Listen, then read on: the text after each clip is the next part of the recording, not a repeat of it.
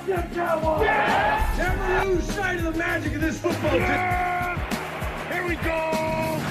I'm all in. If you're here, you're in the right place. Welcome back to Cowboys Gameplan right after the Super Bowl matchup between the Seattle Seahawks and the New England Patriots.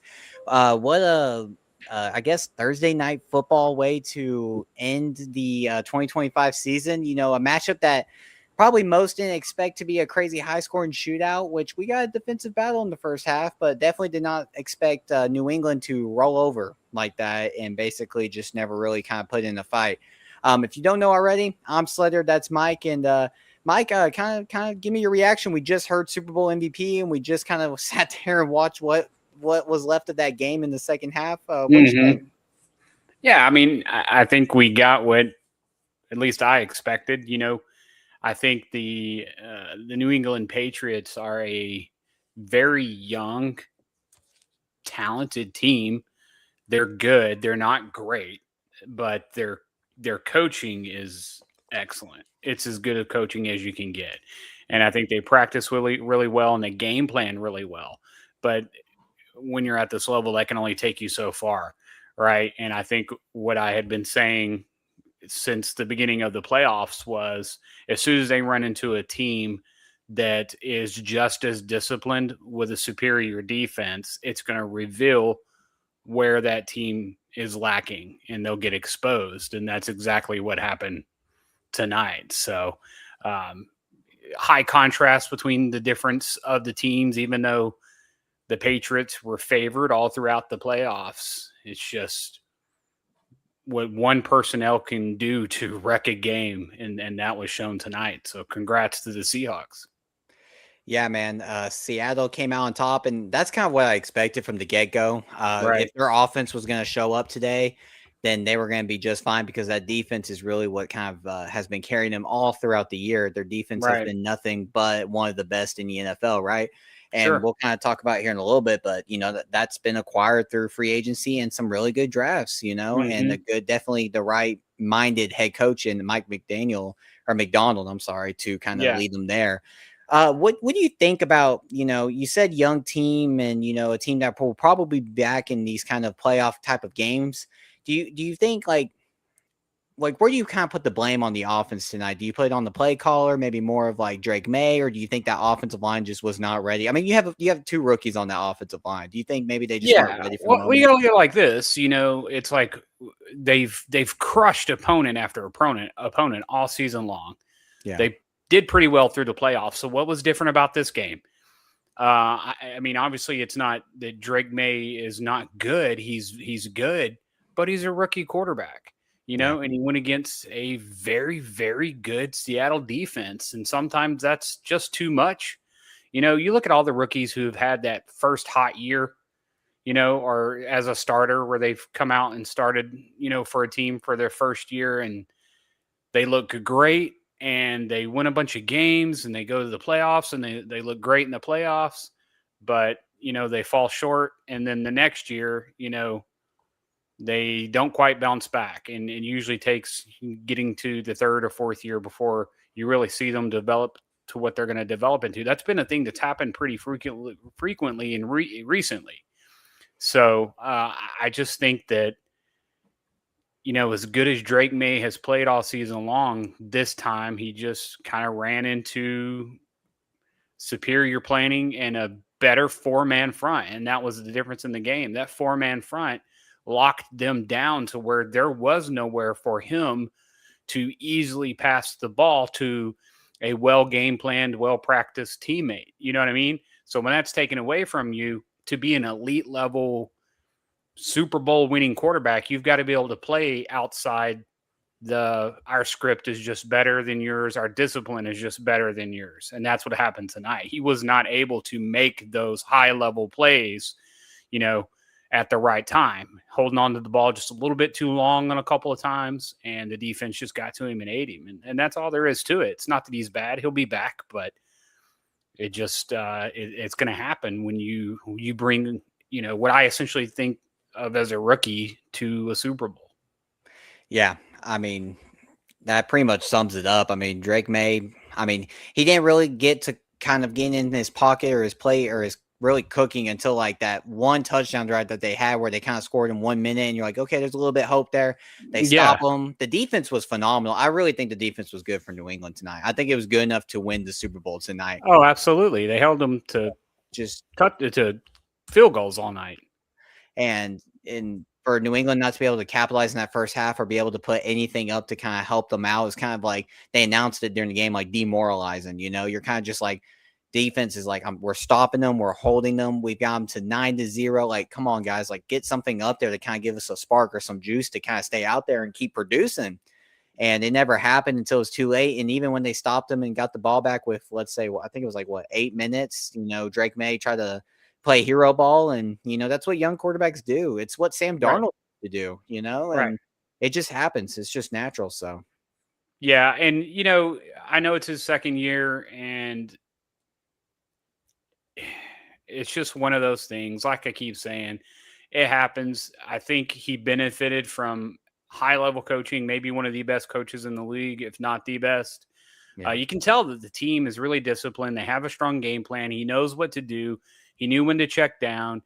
But when he needed to make a play and make those game-defining strikes, he was unable to do it just because the pressure was too much and he didn't want to make a mistake. So in fear of making a mistake, indecision cost him valuable seconds, and he was just overcome by it.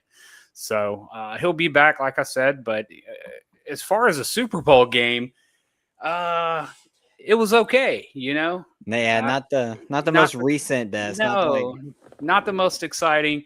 Once I knew it was Seattle in the Super Bowl, I'm like, I don't think anybody's going to be able to get around them. That defense is just too much, man. They are a lockdown defense. I mean, they really got nothing going. And the only reason they even got the scores that they did is because the defense just backed off a little bit because they had such a lead.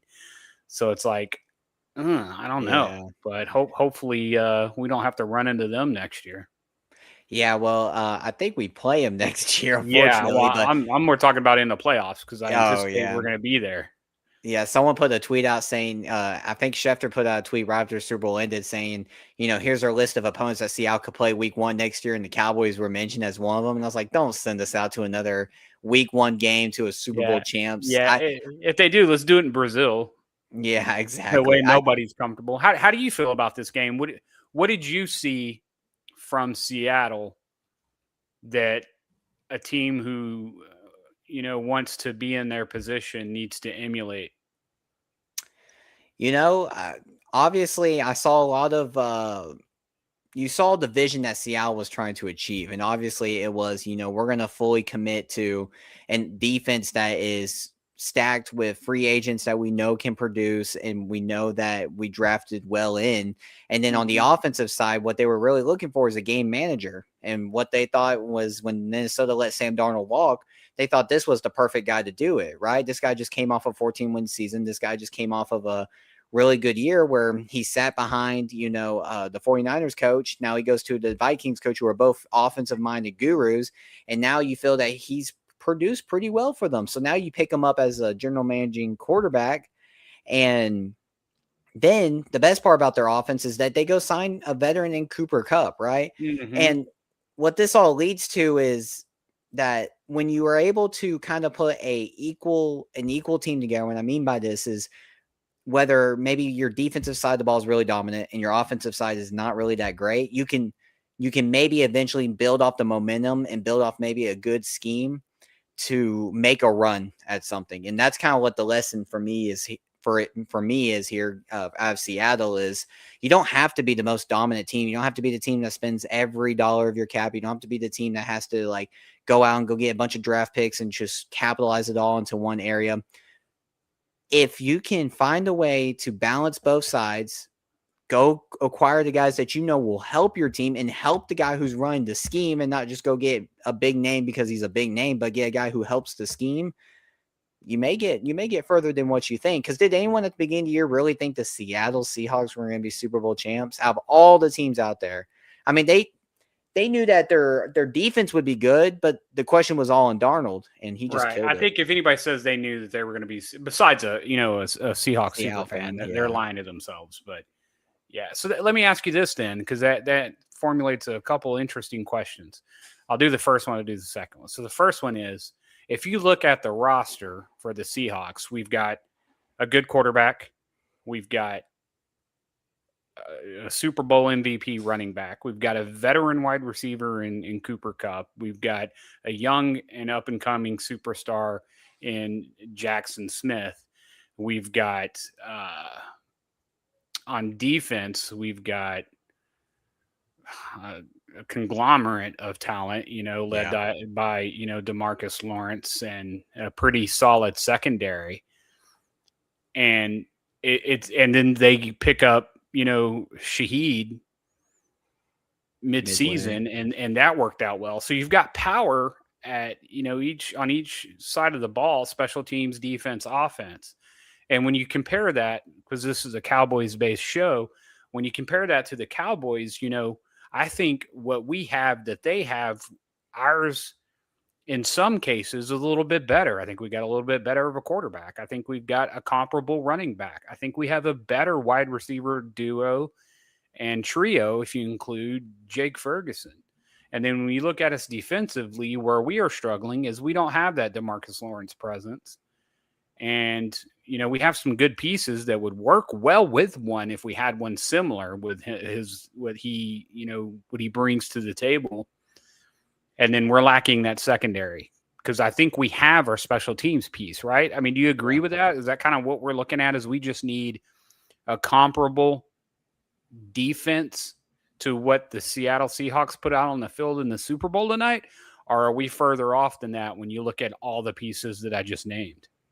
Yeah, so had this topic cooked up, right? Like, what can the Cowboys take away from the Super Bowl, right? What can we learn from the Super Bowl winning team tonight? And I kind of, with a little bit of help of some Chat GPT here, right? I kind of put together like a timeline of what Seattle did to get to this moment, right? And January 2025, they're entering year 2 with their head coach, right? Obviously, they wanted to be a defensive first identity, which you saw all year, all in the playoffs, and even tonight. Sure. Yeah. What some of the major turning points were during their run was Geno Smith was traded. So what does that do? That clears your cap and officially ends the previous era, right? They bring in Sam Darnold on that prove-it 3-year deal. And then, like you said, they signed, DeMarcus Lawrence, right? And they bring in some, veteran pass rusher to kind of help out with the locker room leadership, kind of be an anchor for that. Here's the key note for this. The Seahawks spend aggressively $200 million total, signaling a win-now mode.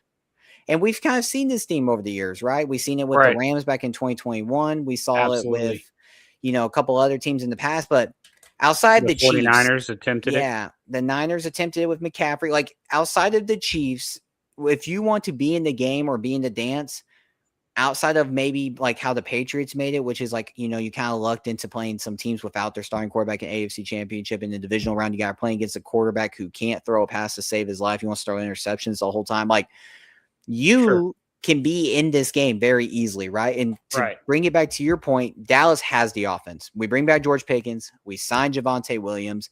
We get some maybe offensive line depth to kind of help out there. We're there offensively. Defensively, I think where it, like this line right here, I got highlight on my screen where it says Seahawks spend aggressively $200 million total, signaling a win now mode, is what Dallas needs to do. We know, we've seen this the tweets, the stats, whoever wants to talk about it. Dallas can create over $100 million in cap this offseason if they choose to. Will they choose to and signal the win now mode that I'm talking about here? Because if not, then what's the point? What's the point of getting hyped up? What's the point of being like, we're there offensively? How do we get there defensively? And what's the point of having this conversation with us, the viewers, and everything like that? What's the whole point? If Jerry Jones is not going to sit down and fully commit to it. Do you feel the same about that? And do you think I'm on the right page? No, 100%. That's why I posed that question, is because I look at the Seahawks and I'm like, man, we're actually pretty comparable to that team, and they just easily won the Super Bowl. Their path to get there wasn't easy. I mean, they played a Rams team that is very, very good, maybe even a little better offensively at least. And then, they went against what I considered to be a paper tiger and, the New England Patriots, who were just rolling off of, an excellent coaching staff and very, very strong discipline and preparation. And they made it look pretty easy. I mean, New England had no chance from the get-go, it seemed like. But it's all going to be on what we do defensively. We've got a strong defensive line. We have to get a pass rusher, a significant pass rush threat. That's essential. That's step one, right? I know everybody wants, secondary and cornerbacks and safeties and all that good stuff, but you saw what that 4-man line did to New England tonight, and every now and then when they knew they were going to try to take a shot, they just threw in, a cornerback blitz or, a twist or something, and it shook Drake May up because he had no rhythm. He was not comfortable. And when he needed to drop back and take a pass, he didn't have the comfort he was accustomed to all season long because his clock had been sped up. He's been getting hit. He's already been stripped once, so I think at this level, any chance we're going to have is going to come through the defensive line of getting our defense right. And I don't even need it to be to that level, really. Our offense is so good that if we can just get to where we can hold a team under 25, 26 points a game, I think we can get there by the time we get to the 10th game, 11th game of the season. So I think you're on the right track with that. Before you finish up, let me ask you my second question. Yeah. Sam Darnold was drafted to the Jets, right? If I'm not mistaken. Okay. So at this point where he's gone from several teams now and has only gotten better and has now been in 2 different programs and carried teams into the playoffs, is he more than just a bus driver or a game manager in your mind now? How do you see him? I think after, I before tonight I really saw it, but I think after these 2 seasons kind of with Seattle and the Minnesota, I think he's more than just a bus driver. I think he's more than the game manager. I think people signed him to be a game manager, but I think he's way more than that. I think he's capable of being more than that. And it's really just because sometimes when he's slinging it, man, he's making throws that, let's say even making, right. Yeah, like Dak Prescott be making those throws. The best these aren't checkdowns, right? So, and most people get game manager or bus driver from, years and years of samples, and that's what he was before Minnesota. Right. He still maybe got a couple more years to kind of prove that he's better than that, but looking at his draft profile from a long time ago, kind of reading what they talked about, he was always meant to be a project quarterback. He came into the league at like 20 years old, if I'm not mistaken. Okay. He was really young coming into the league. And it was like one of those things where it's like, this guy is not meant to step in day one and win you games, but he has the talent to one day, if you develop him right, give him time, give him under the right system, to like unleash on teams. And I think that's what we're seeing now. I think when you go from what they called, which I believe in too, the 2 worst franchises at the time, which were the Jets and then Carolina. And they did a little documentary of it earlier, kind of saying like, Sam Darnold made the sacrifice of going to be a backup for San Fran and learn under, Shanahan, and really understanding how to be a good offensive minded quarterback, how to really understand the game. I think that's where everything changed for him. And then, you go to Kevin O'Connell, but I think this, sense. Yeah, I think the Seattle Seahawks here really proved that he's more than a game manager, because it's not like his head coach was an offensive-minded guy, right? Everyone thought that Minnesota was letting him go because he was a result of the system. But this year he's kind of like proven, because look at Minnesota, right? He's proven that he was giving the results for the system. I may saying that back. No, I think I get what you're saying. Like you said, he's drafted in 2018 out of USC, right? He's so he just won the Super Bowl and he's 28 years old. Yeah, still young, way young. So, I mean, you look at that and you're like, okay, so you've reached the peak, you've reached the top of the mountain as far as a quarterback goes, and you're 28 years old, and you're doing it consistently. Right. This is multiple years now where he's done this, and now he's won a Super Bowl, and he's only 28 years old. So if you give this guy, say 6 more years, how many more times can he, get to this point? How many more Super Bowls can he potentially win? And I agree with you. Going the route that he went under the tutelage that he was able to get with the coaches he worked with may have been the key that gave him the right mental preparation and good habits that it requires to be, a future elite quarterback.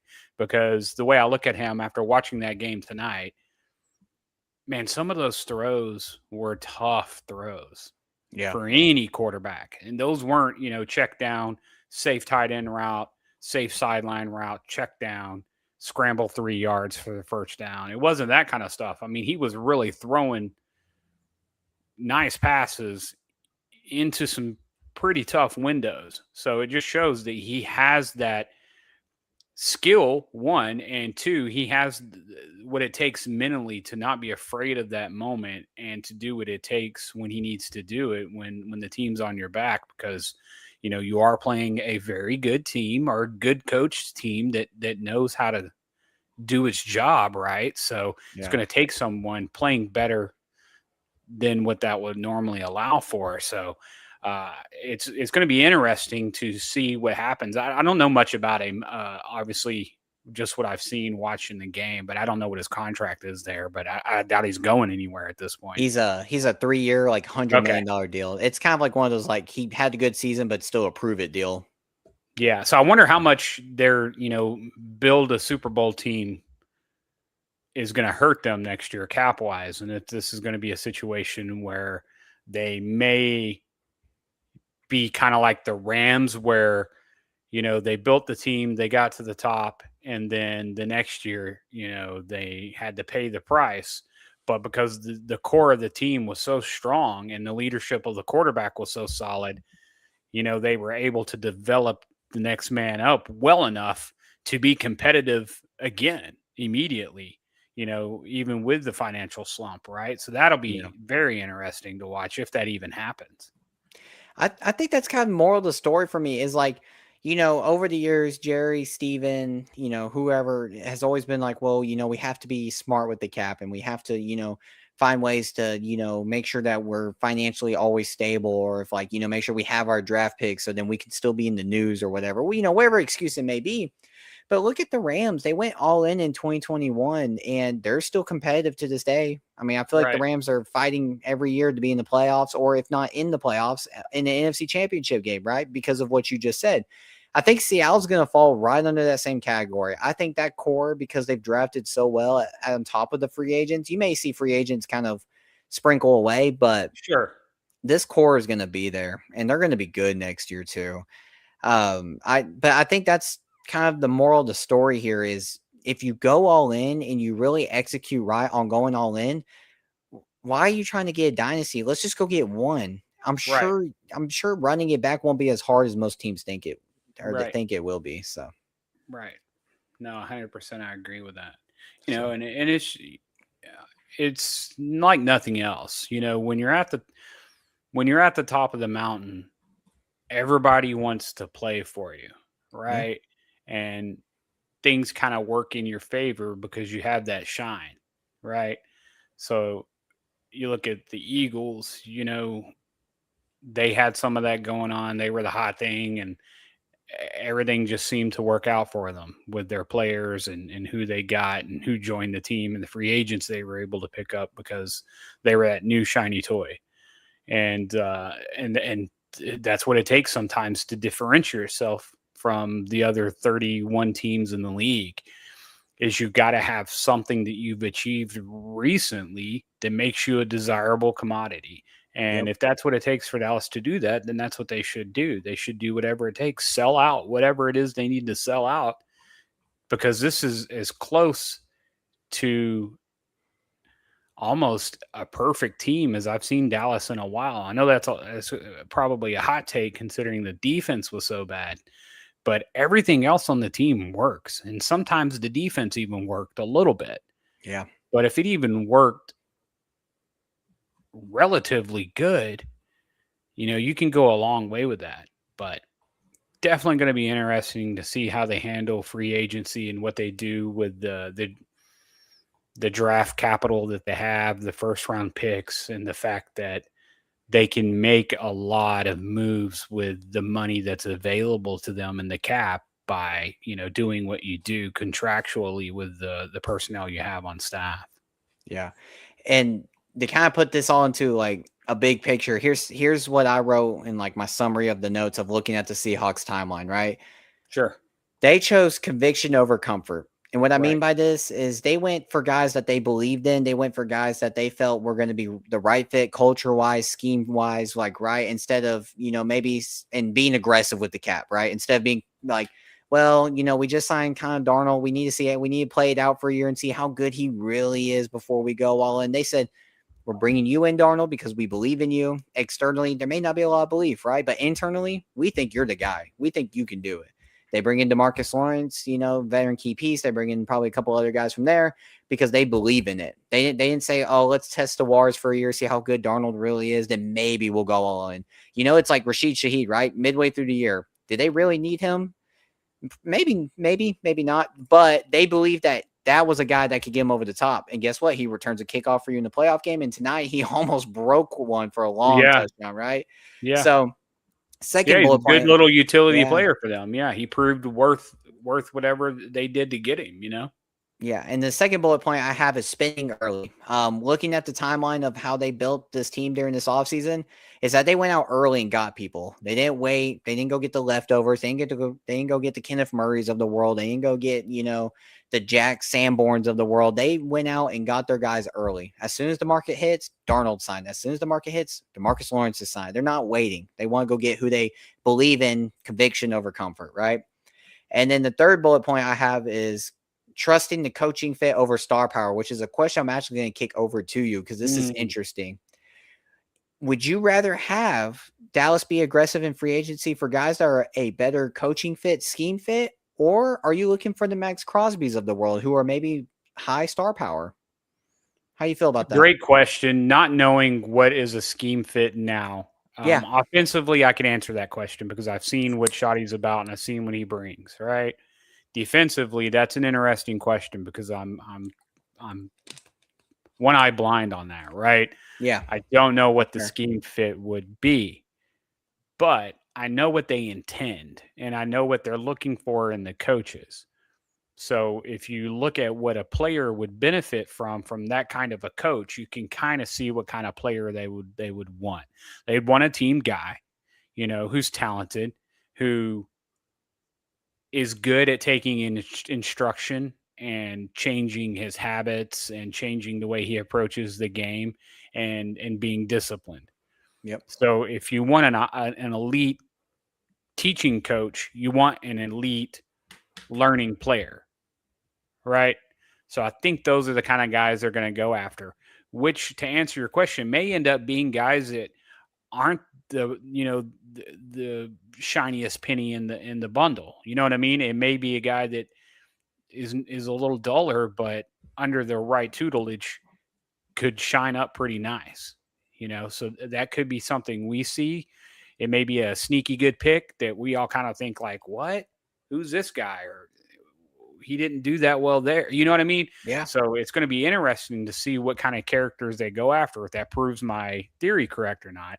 But that very well could be the case. They may stray away from a guy like Max Crosby because he already knows he's very good, and that could either be a pro or a con. So, but as a professional player and a professional coach, you should be able to work with anybody.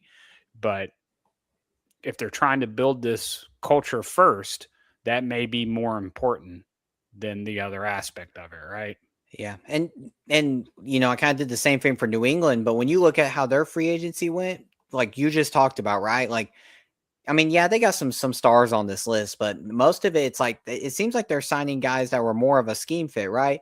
Milton Williams, that D tackle to boost interior defensive pressure, which we know Mike Vrabel's a big, probably defensive. I make sure we stop the run. And you saw it for the most part, not really tonight, but for the most part. Like Carlton Davis III, like really, you're kind of looking at that. Harold Landry the third, again, helps with quarterback pressure, stuff like that.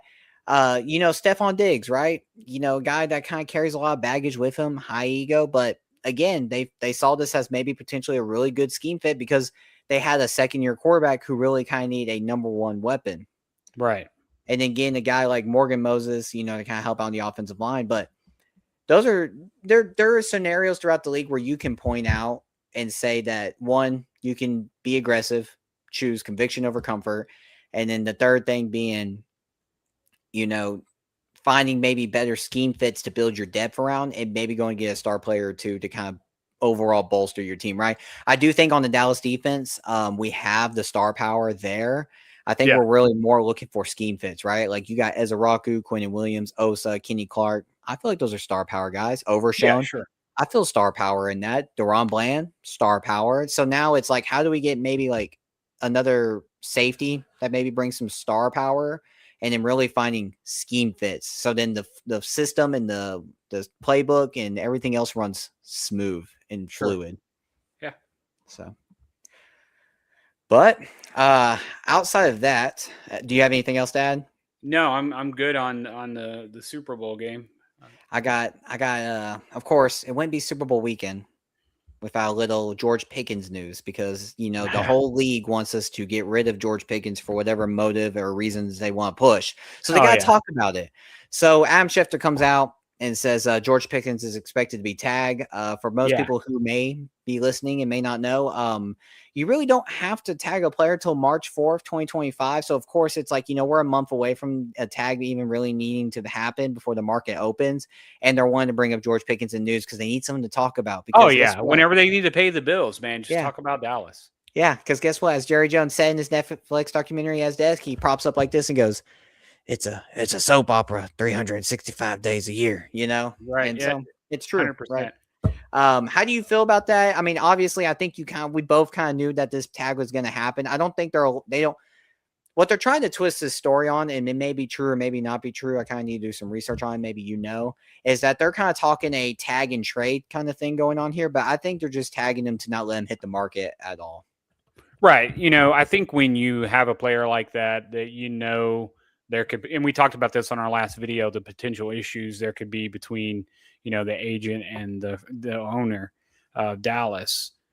I think if you want to just try to keep it clean, this is the right route. If you have the foresight right now to know that you're not going to be able to reach a contract agreement relatively quickly or possibly before the season starts, you don't want other solicitations happening, right? So this is a good way to just say, boom, we're closing the door on it.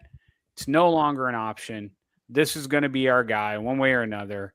Leave us alone. Let us work it out without, the Micah Parsons and the other, mouths that are out there, trying to get involved and take some of the light out of the situation and put it somewhere else.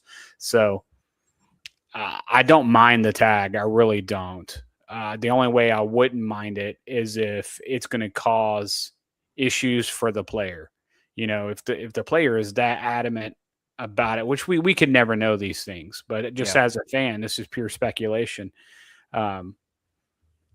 If he wants to be here long term and he knows that it's going to take some time to negotiate this contract, and he's willing to work with a tag with the hope of a future contract and be George Pickens like he's been for the Cowboys so far, I'm all for the tag.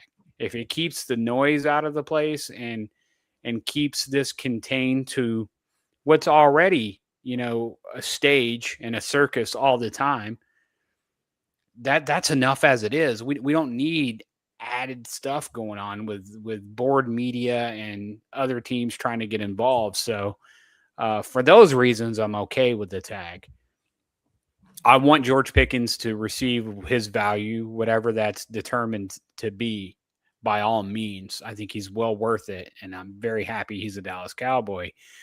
But if a tag is what it takes to keep this train moving forward for the time being, then that's my vote. Yeah. Well, at the end of the day, I'm happy with the tag. I don't want him hitting the market. I don't want any speculation of some drama going on inside the building. We already know there's going to be drama. It's Jerry Jones versus David Mulligan. We got part enough 2. on our own, right? Yeah. So, we're watching Rocky 2 going on here. The biggest thing for me is he needs to be paid when he needs to be paid. This is the first time, I think, at least in my knowledge of watching Dallas Cowboys players support a player getting paid over other players, like CeeDee Lamb. He's like, hey, I'm okay with George being paid more than me. Like, I want him here. Dak Prescott, I'm going to get involved if, he's not going to be here because he needs to be here. And it's like, I think Dallas, some of the top leadership in the building is at a point where the money people, the people who are hunting for money are maybe out of the building. And now it's really about how do we go get that championship?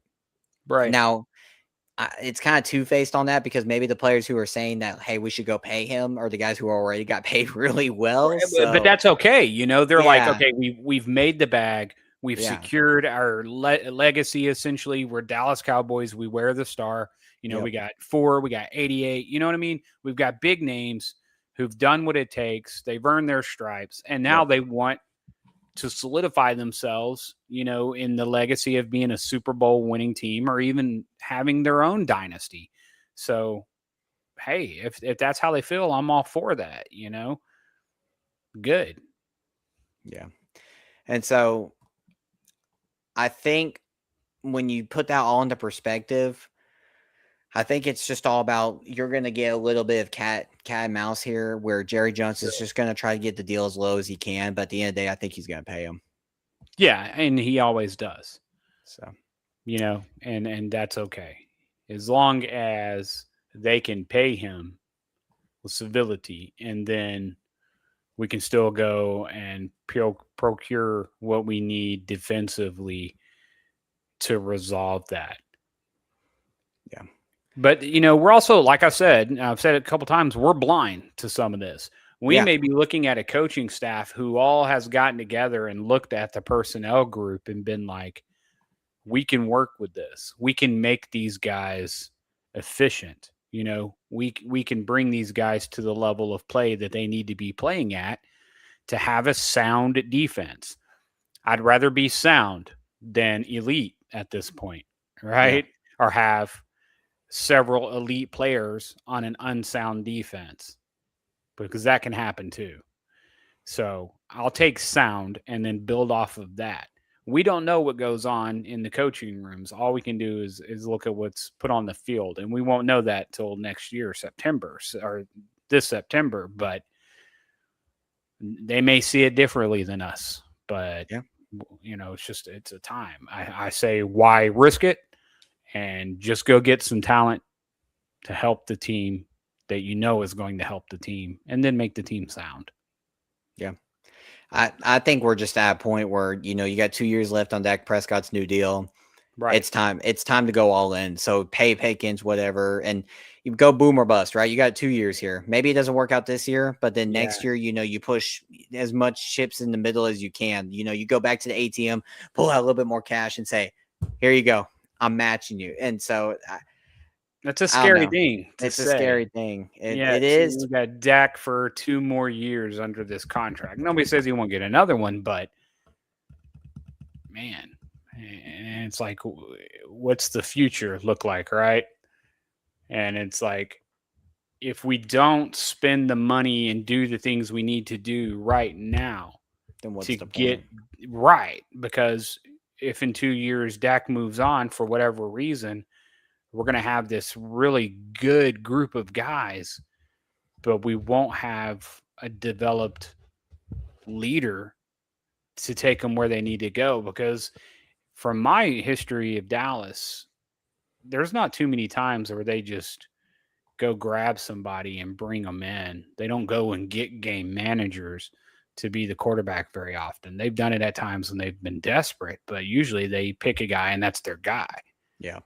So we haven't, they don't typically do it until they need to. Like, there's no, heir apparent waiting on the sidelines from my memory. And that could be, Bazooka Joe. I don't know. but we don't know what the game plan is there. We just know we've got what I consider to be an elite level quarterback on the team right now, and his window is closing. The sun's setting, right? So it's time. Yeah. Do it. Yeah, I agree, man. And I think we've kind of we could be a dead horse all night about this. Sure. We could talk about how Seattle got there. We can talk about how New England got there and what Dallas has got to do. But I think Dallas is off to a good start. To kind of summarize before we, kind of get to an end here. I think Dallas is on to a good start. They brought in George Pickens last year. They got a couple of key pieces. They got the key pieces midway to kind of form something together. They fired Matt Eberflus, and then they bring in a guy who could be innovative and young, and his assistant staff that's forming together right now are a bunch of guys who are young, innovative, and outside of what Dallas does. And I think Dallas is finally being comfortable with uncomfortable, and I think it's going to pay off. Yeah, so that's another layer to this that we haven't really analyzed. Let's look at it that way. Okay, so we know who our coaching staff is, right? Yep. Let's kind of think about the coaching staffs that played in the Super Bowl tonight and their experience. I think this is not Vrabel's first year as a head coach, but it's his first year on this team. Yep. Right? And this is for McDonald, this is his second year at Seattle? Yeah, his second year. 38 years old, won a Super Bowl. Yeah, he's 38. And then how old's Mike Vrabel? I'll give it to you here in just a second. So he's 50. Yeah, 50 years old. So, relatively, not old, not terribly young. You're right in the middle, right? For a head coach. So, so he just comes in and takes a team that struggled since its dynasty, in the dynasty era of the Patriots, and turn them around in 1 year. And then you look at McDonald over in Seattle, he turned this team around. They were decent last year, but this year, boom, a whole new team. So it can be done. And I look at our coaches and it's like, why can't the coaching staff that we've put it together, the personnel that we've got on the team now, do we see any likenesses in the coaches that coached in the Super Bowl tonight that give us some insight or maybe some hope for what they can bring to the team this year? I think there is a lot of hope. And, even the guy that we ended up hiring today, Robert Muschamp, hopefully I pronounced that right. He was the Chargers defensive quality control coach, and he's a part of Georgia during their national championship runs, right? Marcus Dixon was, a former Cowboy, but he's reuniting with Parker. So obviously Parker has a high regard for him. Uzo, that outside linebackers coach, he's highly regarded from Georgia, right? They're going to get guys that Dallas usually doesn't go hunting for, right? They usually go, I guess what I mean by that is Dallas, I don't really hear Dallas hire a bunch of college coaches to come be assistant coaches and stuff, especially under a new defensive coordinator that's never been a defensive coordinator. I'm surprised they're not going to hire all their best friends that they know of in the past, right? Right. And so it's given me hope for what they're trying to build. And I think Shawty's at least kind of being in these meetings and, of course, hiring these guys with Christian Parker. But what Shawty's really there for is the culture fit, right? Because Shawty expects to be in Dallas for a long time. So if you have that mindset of expecting to be in Dallas for a long time, you want to build that culture. You want to build that that mindset that kind of like Mike Vrabel is built in New England, right? I feel like he's built, in that 1 year transition that they've had, that everyone respects them, right? Everyone's going to respect New England now because they have Mike Vrabel. Right. And I think that's what Shawty's trying to develop inside the Dallas Cowboys building. Yeah, I think that makes sense. Sure. But so have we done anything with our special teams coach, or is that still waiting to be executed? I think he's still there, as I know of. Was it Nick Sorensen? Yeah, I believe so. Yeah, I think he's still the coach right now. I hadn't heard of them letting him go.